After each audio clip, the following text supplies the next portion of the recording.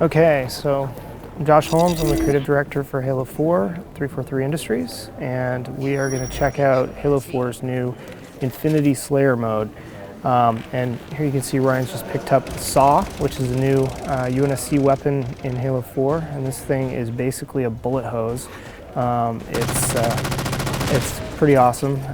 You can tear through enemy infantry unless you're being taken out by a Banshee. So that was an unfortunate moment there. So this is a map that we're looking at here called Exile. Exile is a large-scale map that has a lot of vehicle play on it. It's sort of set up almost like a donut, where you've got this circular flow around the outer area, and then the center is kind of filled in with just a couple of little connecting passages, but for the most part there's no way to cross over the center of the map. You have to kind of go around the outside.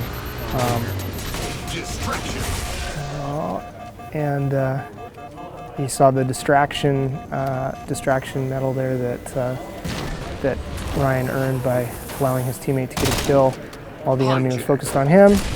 Hijack the Ghost. Better get out of there before he gets hijacked back. Oh, so close to the splatter. So yeah, here you've got the Ghost, which is pretty similar to the Ghost from Halo 3. Not a lot of change. A little bit faster speed at the top end, and great new sound effects. You've got splatter metal there. Another one. And that guy does not seem to be defending himself, so let's go for the double kill. You see the Banshee is prominently featured on this map. We've made some changes to the Banshee in Halo 4. We've made it so that the Banshee, when it does its tricks, there's another splatter, very nice. When the Banshee does its tricks, it doesn't move quite as quickly. It's not able to turn as fast either, so that makes it a little bit more susceptible to enemy fire. The plasma cannons with the Banshee have been made more powerful, as well as the plasma cannons on the Ghost, and that's just to offset the fact that everybody in the game has sprint. So if you look at the top of the screen here, you can see that Ryan's earned some ordnance, and he's able to make a selection between 3 different options. He's chosen the sniper rifle, and that calls that piece of equipment in directly from space, drops into the battlefield so that he can use it. Ryan just picked up a grenade pickup, so if he switches to his second grenade option, he's picked up the pulse grenade, which is a Promethean grenade, and basically as he throws that, this will generate a sphere of death, but we didn't get a chance to see it there. But basically the idea with the pulse grenade is it creates an area of effect in an orb, and it drains enemy shields, it does damage on initial impact, and then it has 3 pulses. The third pulse actually disintegrates anything that's within the sphere at that point in time.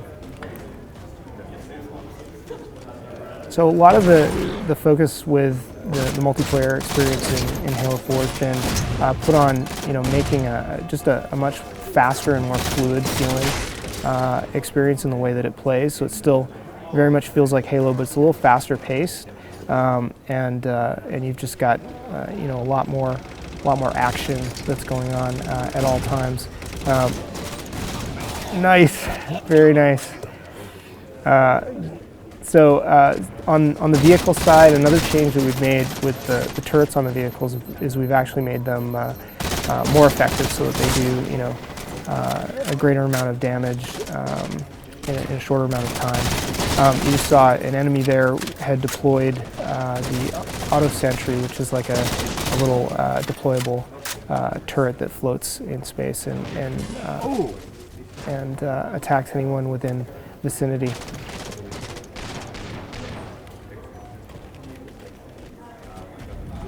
And here Ryan is using Promethean Vision, which is one of the new armor abilities in Halo 4. Basically, the way Promethean Vision works is it's almost like visualizing your radar. It sweeps out like radar would or sonar in the world, and basically exposes any enemies that are very nice. Any enemies that are visible, and you can see them through solid objects, you can see them through solid walls, so it's great for giving you just situational awareness on the battlefield. But of course, Promethean vision can be tricked in a number of different ways using hologram, things like that. So let's see if I can take this guy down. Very nice. And you know, as you see the scoring events that are taking place on the screen, a lot of focus has been put into you know, creating a very rewarding experience, giving players that feedback loop to let them know when they're doing well. And here we see the Scorpion tank back for Halo 4. Luckily, this is friendly. This is someone on Ryan's team that's using the tank. And this thing is devastating. As is the fuel rod cannon. I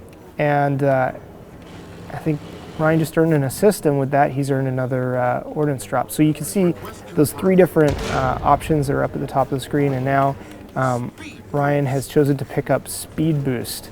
So you know, your options are essentially a power weapon, a power up, or a grenade.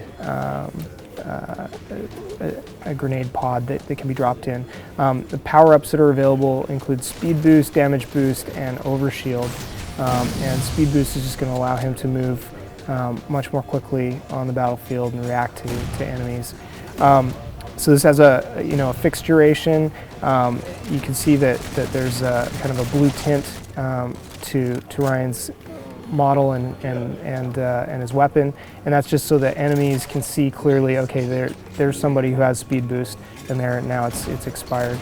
All right, well, there you have a game of Infinity Slayer in Halo 4, and a sad end to Ryan's day.